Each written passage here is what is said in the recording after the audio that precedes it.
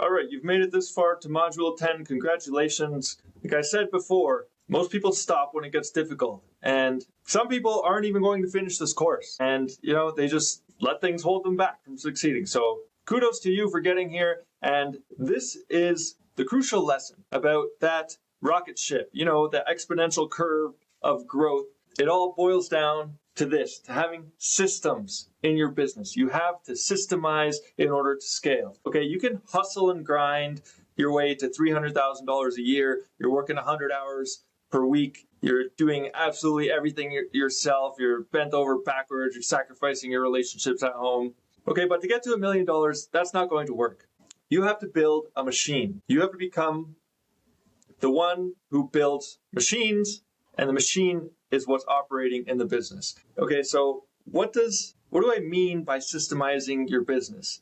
It means that you have a process that's written down. It's not just in your head. It's written down, documented on how we do things. How do you answer the phone? How do you follow up with an inquiry? How do you generate an estimate? How do you send out the estimate? How do you decide if you're even going to take on a job? Where have you defined what it is exactly you do? And this goes on. So marketing, what's our marketing process? What's our branding? What's our language? How do we respond to messages on Facebook? Then on the operations side, you're going to have checklists. What are we bringing to our job site every day? And this can apply, I'm talking construction, that's what I do, but processes apply to absolutely any business. Okay, how do you receive the revenue? How do you structure your bank accounts? How do you pay an invoice? So if you don't have a system and you start to grow, you're going to find that the business becomes extremely chaotic because everybody's coming to you to ask you questions, to get solutions, because the business exists in your brain. And one way to tell whether you have systems or not is that if you got hit by a bus tomorrow, will your business continue to operate? The answer should be yes. Because if you can get hit by a bus tomorrow and everybody knows what to do, they know how to make decisions, how to move the business forward, that means that you don't need to get hit by a bus. You can go on vacation. But now you've really got a business that's worth owning. And let me give you this definition of an entrepreneur, because this blew me away when I heard it. An entrepreneur, a business or a business owner, it's interchangeable. A business owner is somebody who earns money while they're not there. Okay, that means you have to have a system where somebody else is earning money for you without your involvement. If you're involved, I'm sorry to tell you, you don't have a business. You have a job. It might be a high-paid job, but you have a job. So how do we develop these systems? Do we need to pay a consultant to come in and analyze our processes and tell us how we do things? No, it's way, way, way more simple than that. All you have to do, it's called the camcorder method. You are going to record everything that you do. So when you pay an invoice, you press screen record on your computer, you record it, you save that, Google Drive, anywhere. I'll tell you, there's other tools like Trainual that are very, very good. That's for when you're at the large scale, but you record that video. You can do it on Loom, you can do it on Zoom, you can have a meeting by yourself and just screen share everything that you're doing. So all you need to do is document once and then you use it forever. Okay, when you're training somebody, maybe you're training a new admin person, or maybe it's your first hire. You record what you're training them, and now you never have to train that position again.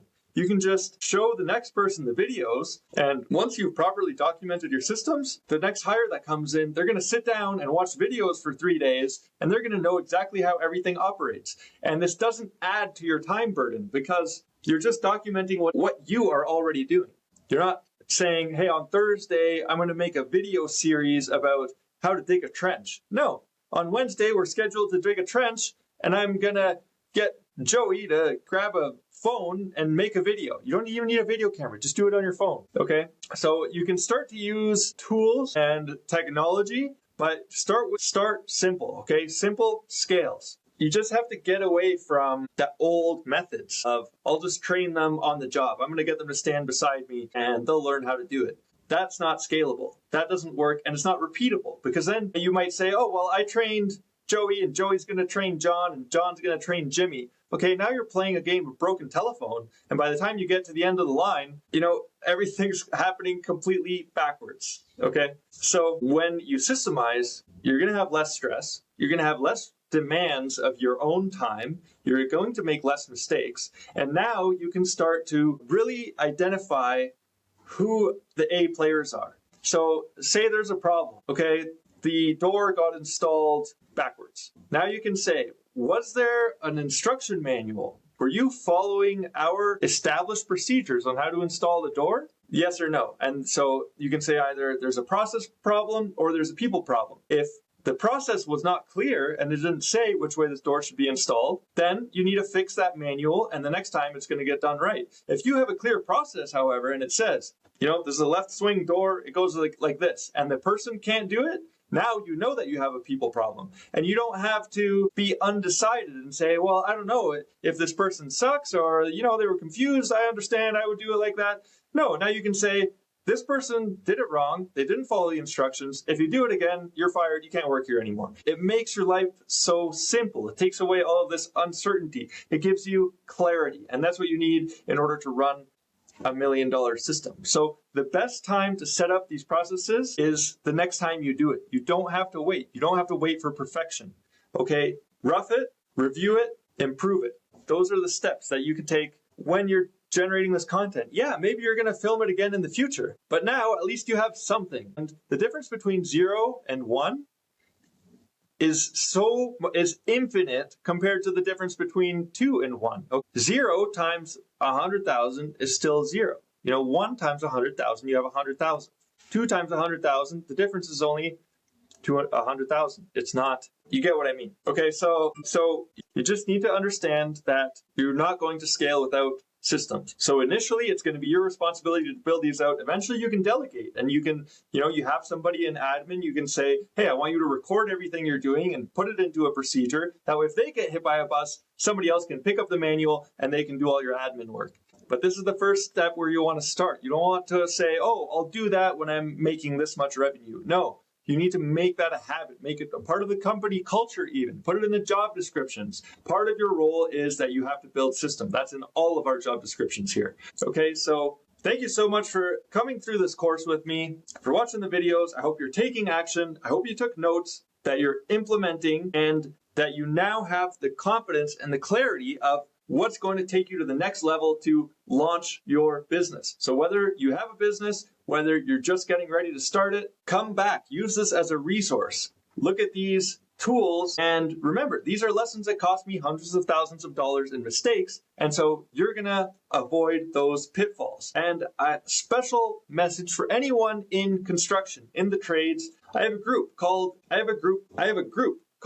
Wealthy Contractor Academy, where any contractors, we have a community, we join forces together there.